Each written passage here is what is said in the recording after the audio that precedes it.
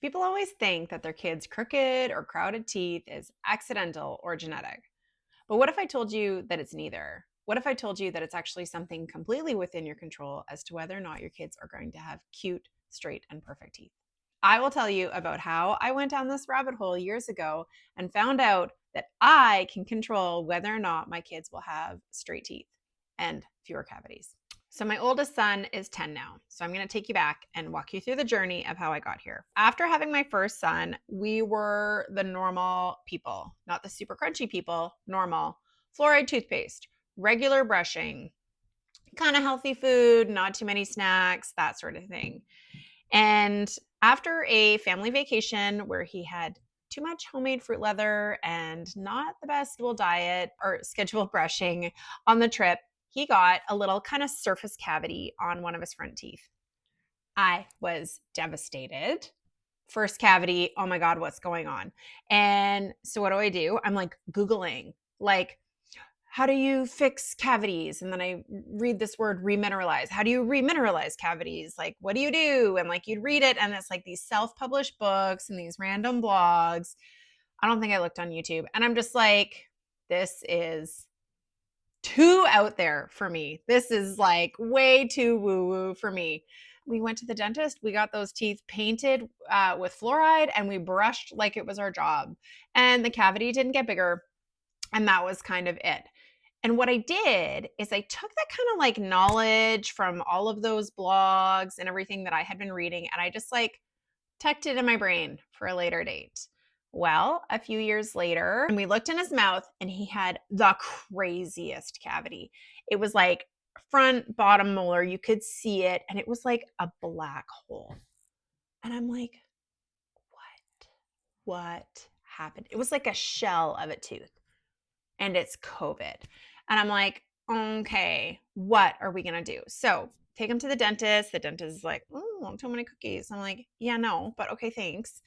And my son had wild anxiety at the dentist. So it's like, okay, we have to go to this pediatric dentist. So we got a referral to this pediatric dentist in the next town, and we're waiting to get in. And we get in, and it took like 6 months. And they do an x-ray, and they're like, yeah, so we're going to book this crazy elaborate appointment because of his intense anxiety. And they're basically, I don't know if they were going to put him to sleep, like knock him out. And it was a hospital appointment for this filling. And I'm like, we also didn't have benefits at the time. But anyway, I was like, okay, I'm going back to that little piece of information I had in my brain when I had looked up years ago about remineralizing teeth. And then I went deep. I went in the weeds. I'm like up till 1 a.m. on my phone, like reading every blog, every book, every like download that I can. I read those self-published books. Oh yeah, I did. And then I went and I ordered the book to end all books on the subject. And you know what I learned? Like the easiest, most like simple concept. Prehistoric man didn't have cavities. They have dug up old skulls, and they had beautiful teeth. Yeah. And you want to know what? Over 100 years ago, there were dentists and other like medical professionals that were realizing that it wasn't normal that everybody had cavities. I think it was like the second or first killer in the 1920s. I'm going to have to reference that. I'll put it in the link down below. But it was the first or second killer because of infection from cavities in the 1920s. And it's like, okay, but that's not what prehistoric man was dying from when they died. No, go look at those skulls. They were pristine. They were perfect. They were like that typical skull that you can picture. Yeah. So what changed between then, prehistoric man who had to like salvage his own food or scrape it together or hunt and, and what we have with fridges full of food and grocery stores, and we can eat anything at our fingertips. Yeah, well, a lot. And that is the delta as to why we have cavities, but also why we have crooked and crowded teeth. The two go hand in hand. So this one book just got into so much detail, and it was so good. But there's millions and studies, and the one book referenced other books and da da da da. But what it comes down to is like, okay, what would you call like an ancestral or a traditional kind of diet? So this one researcher went around the world 100 years ago and he looked at all of these kind of like traditional cultures that were untouched. They didn't have flour, they didn't have cornmeal, they didn't have he called them the foods of commerce. Like they didn't have these foods of commerce. And he would look generationally and be like, okay, so this group of people didn't have foods of commerce. First kid, second kid. Oh my God, the third kid like has the most crowded teeth, undeveloped jaw, all of these things. Well, what changed? Oh, by the third kid, they moved into town. They moved into a port. They got access to these foods. So what were the traditional foods? So he went around the world and he looked at like, I don't know how many groups, but many. And he took pictures and he looked at their diet. He actually went and he studied like the food to see like, okay, what minerals and nutrients, and they didn't even have them all named at the time, exist in this food. Like what was in the milk from the cows that they milked that made the cheese? What were the cows eating? Like he tested everything and went back. Okay, so I'll just like fast forward, cut to the chase. What did he find? Well, he found that there were foods insanely rich in nutrients and minerals. And I'll tell you, obviously, it wasn't flour and cornmeal and berries and bread and things like that. No, it was like animal fats, tons of fish eggs and fish. There was some organs in there, but it wasn't like the focal of the diet. Like when you hear the stories of like fishermen coming off the dock and they would take the fish sacks out of the fish and the youngest kids in the community would have to come to the fishermen and they would get their daily allotment of these fish eggs. And guess what, guys? These kids had broad, beautiful smiles. No cavities. None. With this information, reading the books, I'm like, oh my God, we need to have nutrient dense food. That is what my kids need. And they don't need what I thought was like whole wheat and so healthy. Oh my God. Nope. Cut it out. In the beginning, I was like, you are not having any grains. But I realized that that was kind of like a bit much, like going to play groups and hanging out with friends. So we didn't have it at home. He was allowed one fruit a day.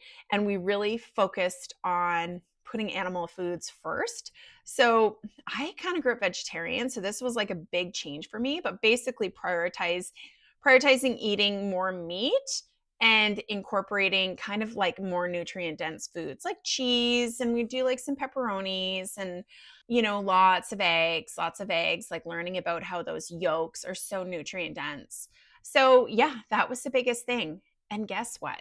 Okay, so I didn't tell you what happened. So he has this like gaping cavity.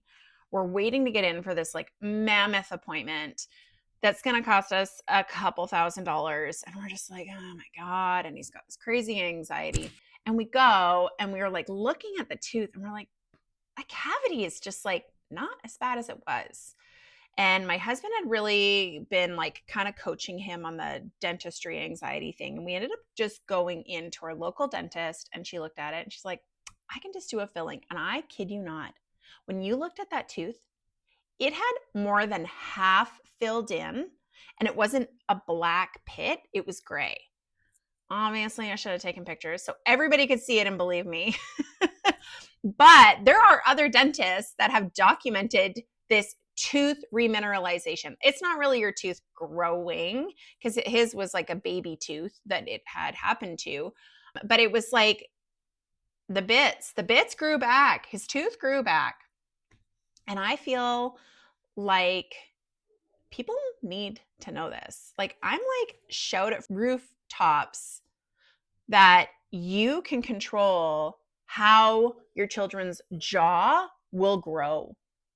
You can control if they're going to get piles of cavities in their mouths. So what have we done since then? So we do eat, I want to say we eat a primarily animal-based diet, but my kids, honestly, they eat very normal, but we actually incorporate a ton of nutrient-dense food. So that's the primary ticket to all of this, the nutrient density of the food. And then they're allowed other things. We do have pasta, we have rice. We try not to be like overly abundant in it, but like it's all about balance. And I as long as like my kids' jaw formation seems to be doing good, then I'm like happy with things. So my kids are now, they're 10 and 5 and haven't had a cavity since then. My youngest, who's 5, has never had a cavity. And oh my God, that kid has a sweet tooth. So I'm always trying to like make sure we're getting some nutrient dense food in there. And we do not use fluoride anymore. We use a hydroxyapatite toothpaste. It's supposed to aid with remineralization. I can link the kind we use, but honestly, I think you can use any kind. And there's like mixed reviews on this hydroxyapatite toothpaste. Are those reviewers paid by the fluoride company? I don't know. But I'm kind of just doing the best I can with the knowledge that I have. And I think like for all of us, like, are we just going to accept that all of our kids' teeth are going to be super crooked and they have to have braces?